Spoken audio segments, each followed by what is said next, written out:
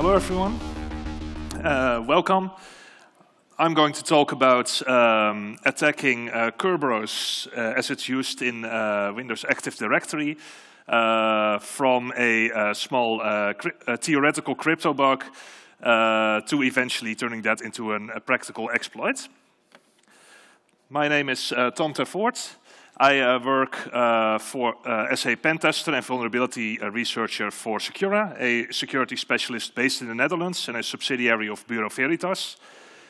2 years ago, I discovered the zero logon vulnerability, which was due to a crypto bug in AD that turned out to have some pretty big consequences. And it also got me a talk at Black Hat USA. So I thought, well, Windows Active Directory, crypto stuff seems like a nice research area. Maybe it can get me into Black Hat again. And, well, it did. So first I'm going to give a brief introduction about Kerberos and the specific encryption type where I found a vulnerability. Then I'm going to relate that to the protocol where that vulnerability can actually be exploited, the PAC protocol, showing how to exploit it, then exploiting it in a different manner, and seeing what we can actually do with that and how well, Microsoft responded to this, and some lessons learned. So Kerberos is a network authentication protocol. It was originally designed by MIT in the late 80s, but probably the most common implementation in practice is actually Active Directory, which uses Kerberos for authentication. And the main idea behind it is that members of a network can authenticate to each other without having to send passwords to each other, but instead there's one single central server, a key distribution center in Active Directory that's domain controller, and they maintain shared secrets in the form of cryptographic keys that they share with every single member of the domain.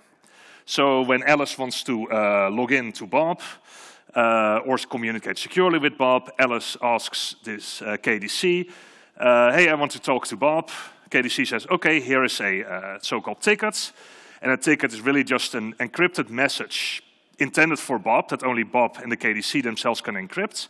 For Alice cannot decrypt it, it's just an opaque block of bytes.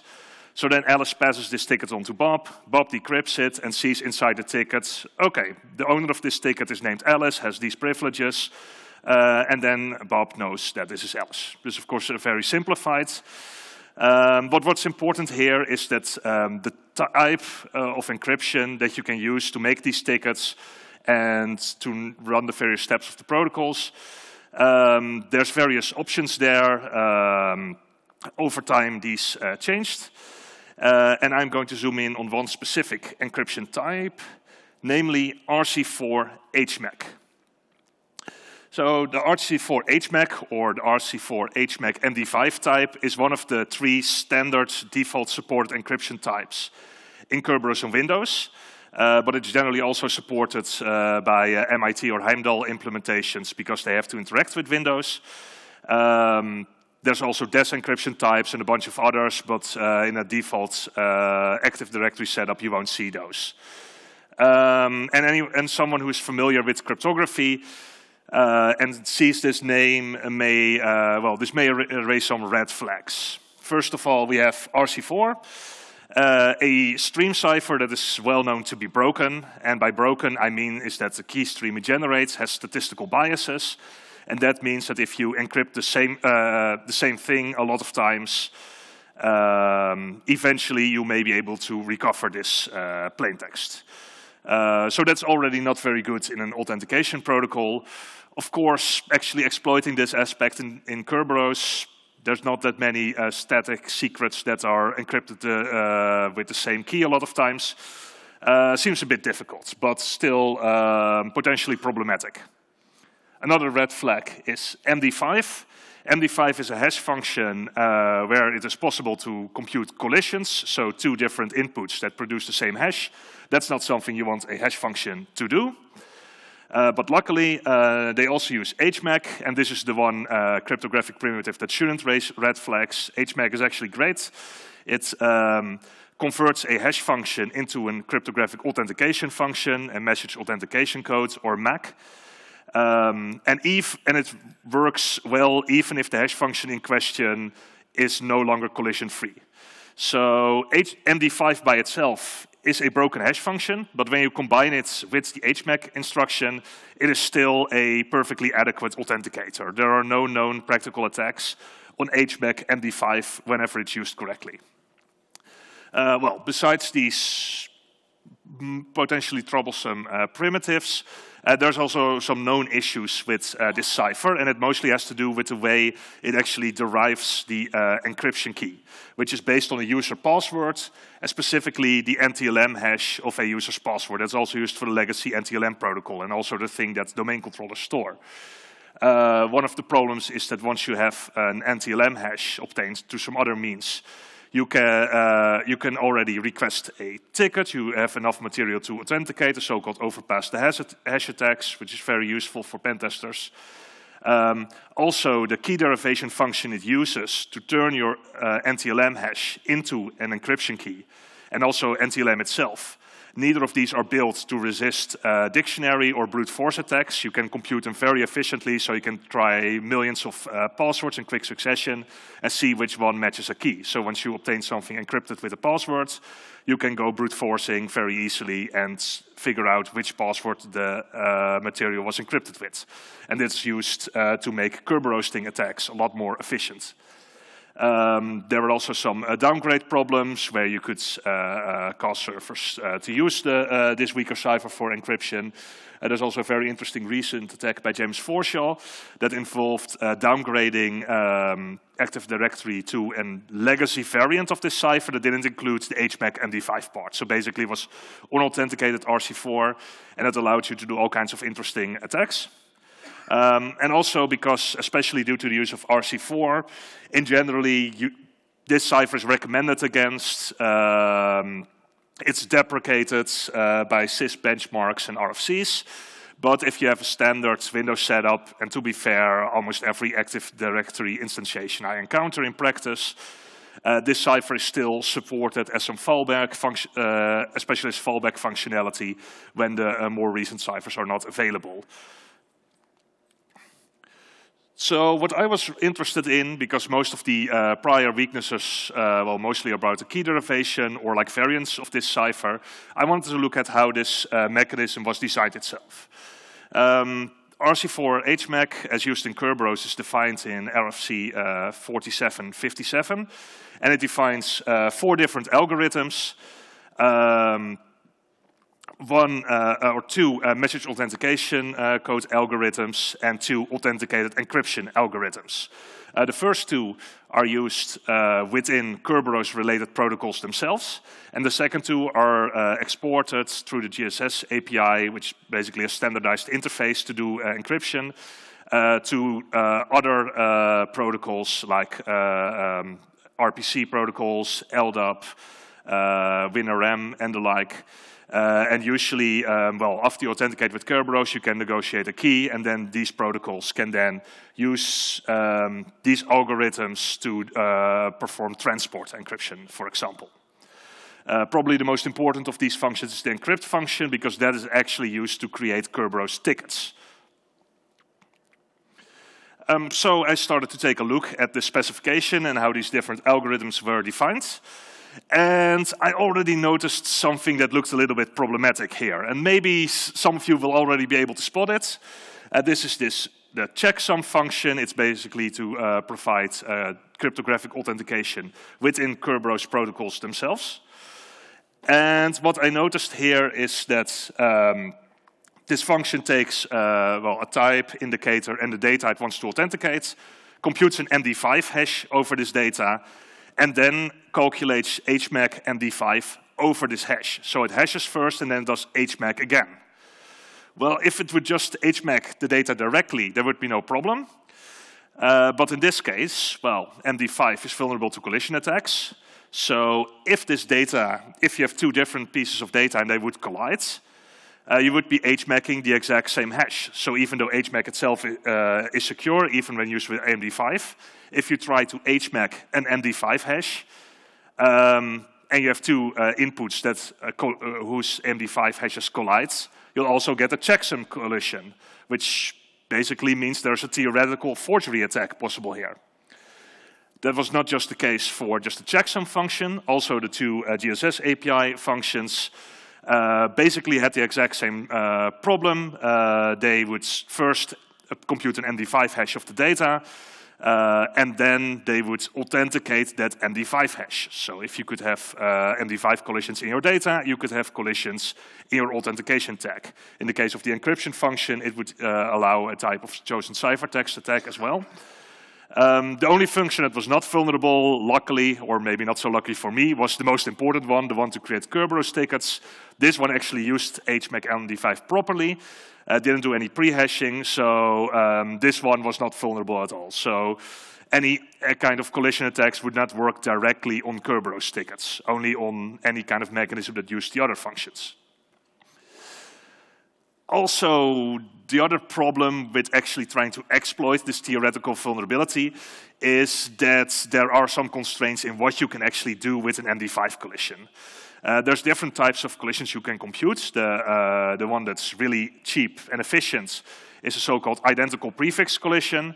There you pick some prefix, some message you choose yourself, and you do the computation, and you get two different variants that have some, well, basically random data appended, different random data. You can also add some suffix to that. And these two messages, well, they will have the same prefix and suffix. The random part in the middle will be different. So you have two different messages with the same hash. And that can be, if you employ it carefully and depending on the protocol, you can do useful things with this, but it's pretty restrictive. Basically, the most powerful known collision attack is a chosen prefix collision. There you have two completely different prefixes. Then you do a more expensive computation. Well, expensive. Let's say on commodity hardware, it takes a few hours. It's not that infeasible. You do some calculating. You produce a lot of random bytes that you add to both messages. And then you create two messages with these two different prefixes that you picked, a lot of random garbage data, and they have the same MD5 hash. And afterwards, you can also add the same suffix to both messages. And yeah, you have two different messages with a lot more control that have the same MD5 hash. Unfortunately, what you can't do is you just have some message with a certain hash that's defined by someone else. In this case, you would have a checksum computed over some interesting message, and you just come up with another message that happens to have the same hash. That would be a type of pre-image attack, and no practically executable pre-image attacks against MD5 are possible. So we can't just grab some authenticated message, come up with something else with the same hash, and attach the tag again. So we are pretty limited. So let's say we want to exploit these vulnerabilities. We need to find a scenario where a number of constraints apply. We need to be able to prepare two different messages that have the same MD5 hash, that use like an identical prefix collision or a chosen prefix collision, so they will probably include a lot of random data in the middle. Their suffixes must be identical. You can only control their prefixes, really. And the first of these two messages actually needs to be produced or authenticated by a server. So if we have this checksum function, the server needs to be executing this checksum function on this first message, including all these collision bytes. This is probably the trickiest part of the attack. Like there's a famous attack against X509 certificates that was also used by the Flame malware back when it was still possible to have MD5 signatures in there. In those certificates, there's a serial number, and the tricky part is when you request a certificate, you cannot determine the serial number. So the attackers actually had to do a lot of effort in trying to guess what the serial number would be and pre-computing a lot of collisions. And here there's similar issues. You need to be able to get something authenticated that you can completely predict, but that you have to pre-compute. So when a server gives you this M1 message, you can then well, take the authentication tag from that and put it on your other colliding message. And then this other message needs to give you achieve some kind of attacker goal.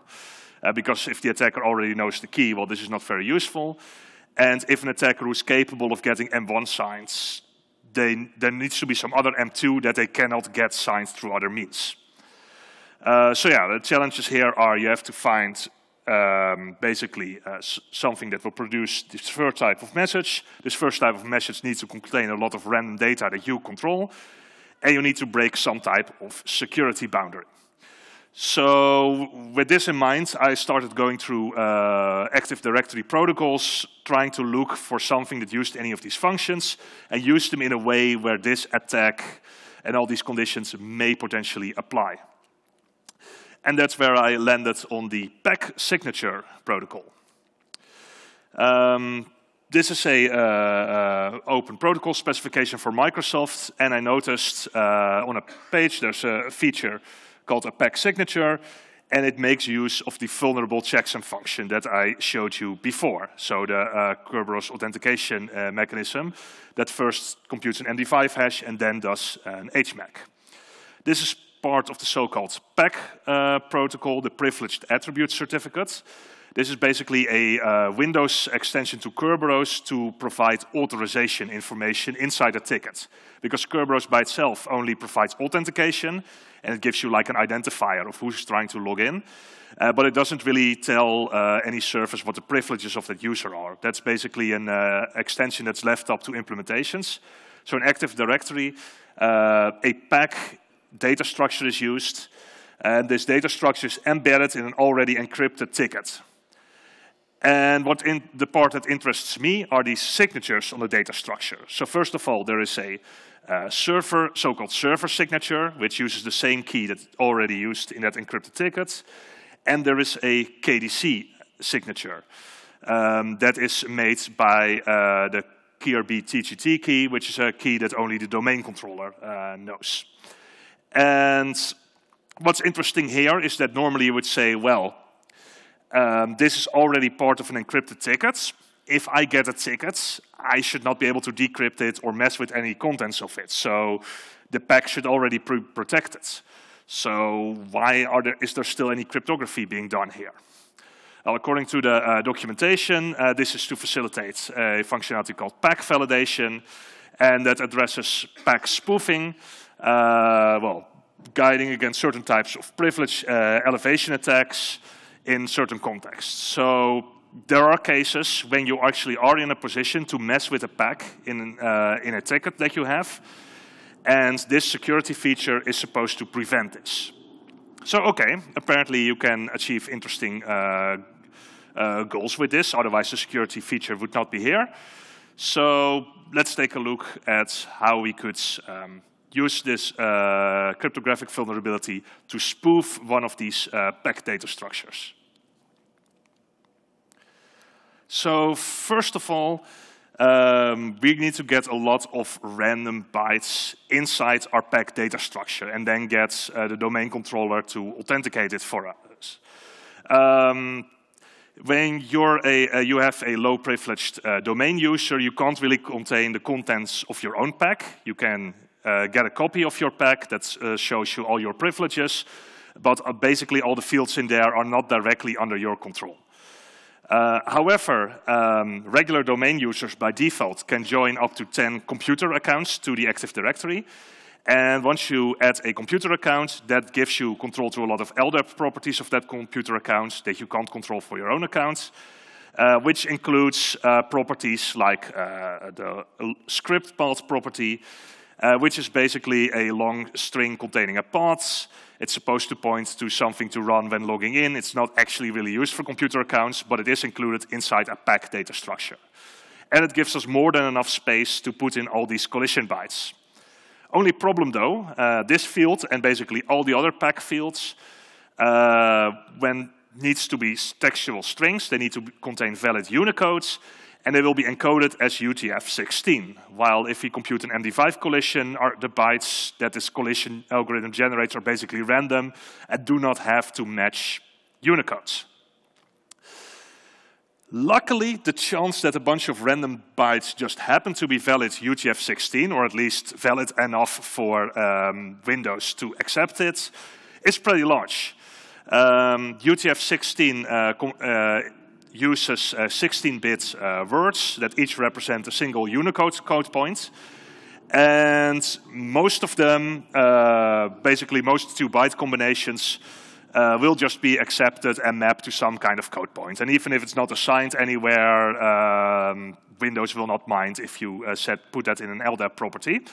The only exception to this are a few surrogate characters, and these basically indicate they always need to be 2 of these in a row. And these allow you to kind of extend the character space and allow you to encode even more characters by using 32 bits instead of 16 bits. And when a surrogate word is put next to something that's not a correctly matching other surrogate word, then it's no longer valid Unicode. Then it can no longer be properly encoded using UTF-16, and a UTF-16 parser or writer will not accept it. So if we want to create an MD5 collision, we need to basically make sure there are none of these surrogate words in there. And it turns out it was actually not that difficult to achieve. I used Mark Stevens' HashClash tool to compute chosen prefix collisions. It's an excellent tool, and I didn't even really need to dive too much into the details of how MD5 chosen prefix collisions works, because what this tool basically does, it produces 64-byte blocks, block by block, until that each get a little bit closer to the collision. And it already had, it was a probabilistic algorithm that could fail at these steps, and when it would fail, it would just retry generating the last block. And it does it probabilistically, so then it would generate some other outputs. So I just included a very simple hack into the HashClash script that would just check if any block that was produced happened to contain invalid UTF-16. And if that was the case, it would just reject it, and the algorithm would just try computing that block again. And because it's probabilistic, probably something else would come out. Because the chance that a random 64-byte block just happens to be valid UTF-16 by coincidence is 1 in 3. We basically have to take 3 times as long to compute a collision. But when you do that, you have a completely UTF-16 compatible MD5 collision, which may have some other applications as well, but it's very useful here, and it allows us to carry out an attack. So now we'll go through how the actual attack works. First of all, you come up with some completely fictional pack that you can give all privileges that you want. Here it shows some attacker user that gives themselves domain admin privileges, enterprise admin privileges, basically anything you can configure in a data structure, you can just completely come up with yourself. This is what we are trying to spoof. And then we'll obtain an authentic pack that belongs to the computer account that was just created. And, there's means you can use the UTU protocol in Windows to get a copy of a pack of any domain user. There's standard tools for that. So it's no problem to see what the pack looks like. So first you can create this computer account, maybe already fill up the logon path with some padding, and you can get their pack. Both of these, you don't know what the signature is supposed to be of the spoofed pack yet, but you do get a valid signature of the authentic one, and both of them will, of course, have completely different MD5 hashes. So now we're going to do the expensive step, the hash collision. We take the entire spoofed pack as a prefix, and the authentic pack we basically cut off at the start of this logon path data structure. That's where we want to inject our collision bytes. We run the collision algorithm, and it will add a lot of bytes to both of our packs.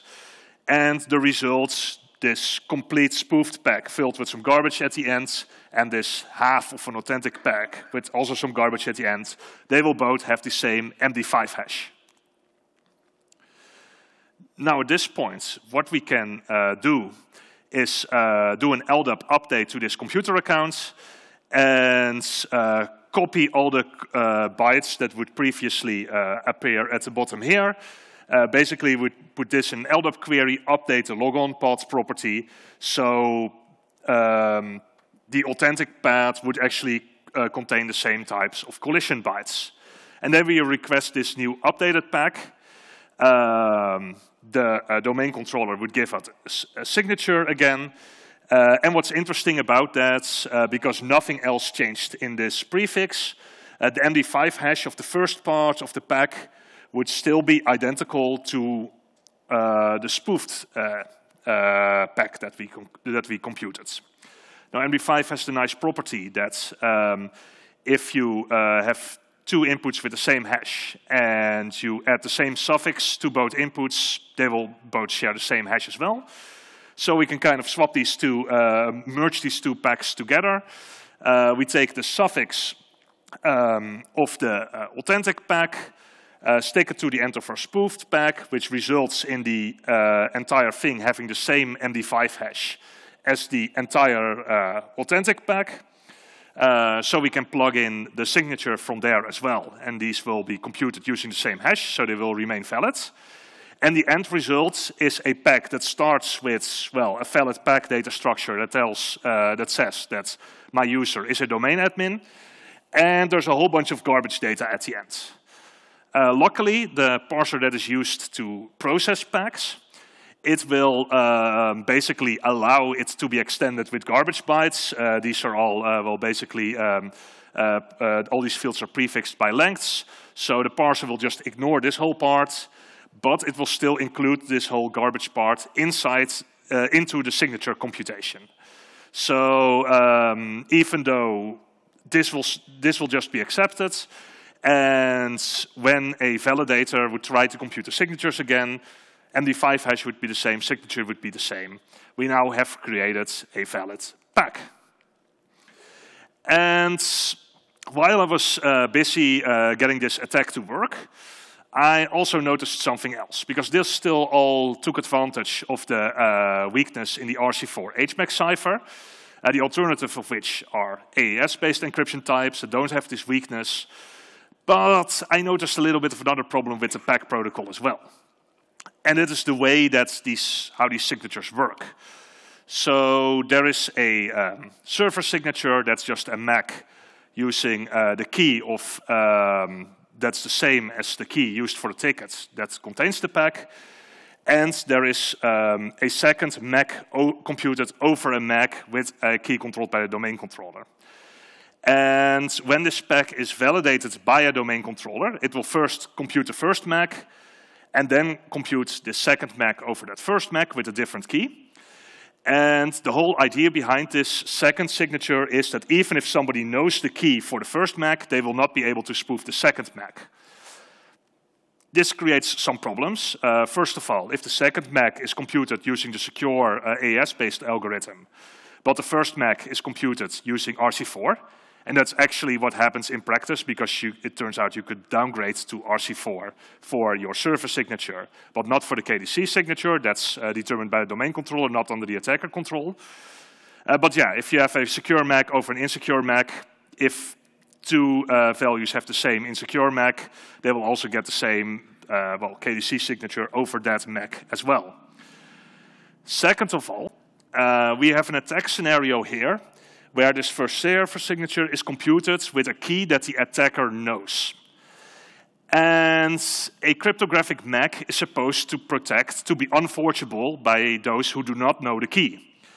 A cryptographic MAC could have as a side effect the property that if I know the key, I still can't compute two MACs that are the same for different data. But it's not guaranteed. That is not a required property of a secure MAC. So secure MACs exist that still allow me, if I know the key, to just have two completely different pieces of data, two different messages, and use my key to somehow compute a MAC that matches with both of them. And it turns out this is exactly what is the case for the well, secure alternative for RC4 HMAC. And those are the other AES-based encryption types. Actually, for cryptographic authentication, they don't use AES, but HMAC SHA-1, truncated to 12 bytes. HMAC SHA-1, even though SHA-1 itself is not collision-free anymore, but HMAC SHA-1 is secure. This construction also doesn't have the whole pre-hashing vulnerability, so by itself, this construction is safe. truncating the result to 12 bytes is normally not really a problem into a context where an attacker, well, doesn't know the key, has limited options for spoofing message authentication codes. But when you do know the key, this whole cryptographic authenticator, this HMAC function, basically just turns into a regular old hash function. An attacker can do offline attacks where they can just try computing HMACs of two random inputs or two chosen prefixes with random additions. And the chance that just by coincidence these 12 bytes will be the same is about 1 in 2 to the power of 48. And that is, well, this is a lot more expensive than computing an MD5 collision. This is still very much in the realm of feasibility. And well, you would need to make an optimized implementation for this. This is something you could compute in like half a week with a bunch of GPUs. So in theory, it's even also possible to spoof packed signatures when the secure AES cipher is used. So that was kind of like not something I was originally looking for. It was like an additional finding I made as well, while I was basically really just looking for ways to exploit RC4 HMAC. So okay, we have now spoofed a pack. How can we do something useful with this? This was actually kind of tricky. Pack validation is used in different places. But actually making a useful exploit that achieves a useful attacker goal with a fake pack was not always trivial. And well, the one exploit I could actually get to work in a realistic setting is an attack on constraint delegation. Now, I'm not going into the details of how exactly it works, but constraint delegation is basically a feature where in a domain you can configure two services to allow delegation of user accounts. So for example, let's say the first service is a web interface that allows you to click through files, and the second service is an SMB share. When you say this web service is allowed to delegate to that SMB share, that means this service can impersonate any user within the domain where it's allowed, and then log into that second service as if it was the first user. So that's very useful. I log in to the service 1 with my domain account, and then that service uses my account to communicate with some other service. So it can only access files that I can access, and any file access events are logged as if they came from the original user. And well, the S4U2 proxy protocol that facilitates this whole mechanism involves KDC signature validation. And according to the protocol specification, a domain controller would verify the signatures and basically just accept a pack. And also, the reason why this was necessary is because this whole protocol involved somebody handling a ticket encrypted to themselves. So basically, service 1 here has a ticket that is aimed at themselves, encrypted with a key they control, so they can decrypt this ticket, mess with the pack, even update the server signature, then re-encrypt the pack again. So the signature validation is necessary to make sure that during this process, the service is not going to mess with any privileges. Now, what this enables, there already is a well-known attack where, well, basically you compromise a service A that has a constraint delegation relationship with service B. When you can do that, you can impersonate users to the same server B. And if there's no restrictions on that, you could basically just say, hey, server B, I want to impersonate the domain admin. And, well, if you own server A, then that will allow you to probably own server B as well. For this, there are mitigations you can implement to reduce the scope of these types of attacks or mitigate them altogether. And that is by not allowing certain user accounts to be delegated. For example, any user account in a protected users group is not allowed to be delegated. You can also set a separate property on user accounts, preventing delegation of them as well. And if you put all your administrators in the protected users group, for example, which is a good practice, then an attacker that compromises server A can no longer impersonate an admin when attacking server B. And what you can achieve by POC spoofing is bypassing this whole restriction.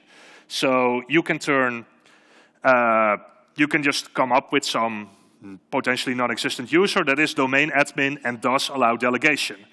Because whether or not a user allows delegation is included inside the pack. So in the end, what I've got here with this crypto bug is a practical security feature bypass, works in practice.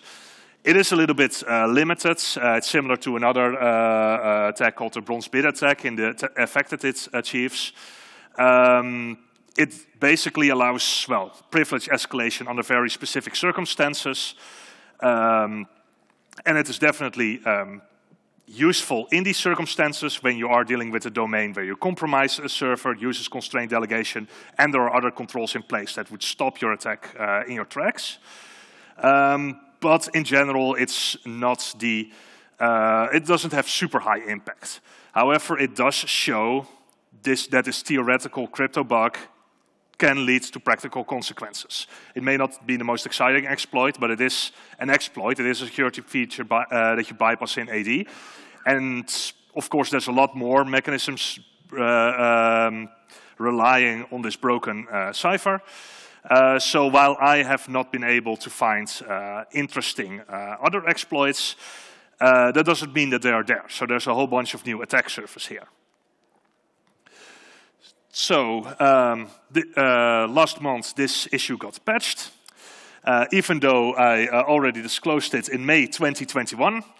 So yeah, 1.5 years time to implement a fix. It's a little bit longer than usual, I would say, not really a 30-day disclosure timeline, but you do have to take into account that this is a protocol bug, and there's a lot of legacy software relying on this legacy protocol, and actually getting these fixes implemented take a whole amount of regression testing in a whole bunch of settings. Also, whole the world uses Active Directories is very tricky, so you can imagine it must have been quite a pain to get this to work. So, well, 2 CVEs got registered. There were 2 patches for the one, the RC4 HMAC issue, and the other for the more general pack issue. The first patch basically changes defaults and disables RC4 HMAC on user accounts by default. There are some ways to get around that and still use the insecure type, but if you don't change anything and you don't have any configurations diverting from the default, suddenly this weak encryption type is no longer allowed, which can have some beneficial side effects, or not so beneficial if you're a red teamer or a pen tester, because this should, I haven't entirely verified this yet, but this should probably make Kerberoasting more difficult and limits the impact of overpass-the-hash attacks, which probably are actually more useful than actually mitigating my far more restricted attack. So that's a nice side effect. And finally, we're getting a step further in getting rid of this legacy encryption type. The other fix is supposed to address the general issue with packs, and that's also supposed to address the issue where you use the secure MAC collision issue with the AES ciphers. And that's basically to add a new pack signature with the KDC key that covers the entire contents of the pack. So it doesn't just apply to some other signature, it doesn't use the insecure MAC over MAC structure, but it just signs the whole thing again. It is not really enforced yet, though. Only in July next year, a patch will cause checking of the signature to be enforced. In the meantime, it will just generate audit events when somebody tries to do the spec spoofing attack, which means that this attack is still actually possible in current Windows domains. You would need to first come up with an optimized implementation that finds HMAC SHA-1 collisions with a known key. That's something that is not entirely trivial and takes some computational resources, but the attack is still possible unless you actually go ahead and enforce the signature validation yourself. Microsoft provides instructions on how to do that, but if you don't take any actions, you will remain vulnerable until July next year. So, some conclusions. Well, first of all, I hope that with this practical attack, even though the impact is limited, does definitively show that RC4 HMAC is broken, and we should really try to get rid of it. And there are some good steps by at least disabling it by default. It also shows that it's still possible in 2022 to achieve attacker goals with MD5 collision attacks, even though most people would probably think that MD5 collisions are something of the past because, well, we're not really using MD5 anywhere anymore, right? And it also shows especially the long time it took to implement a patch, and even when they did, the patch still broke things, that Active Directory relies on a lot of legacy crypto, not just this, but also a bunch of other protocols that are very hard to modify or to get rid of. So yeah, that was my talk. And unfortunately, the counter was broken for most of the time, so I'm not sure. Do we still have 5 minutes left for questions? Or? Okay, well. Are there any questions? Yeah. Questions?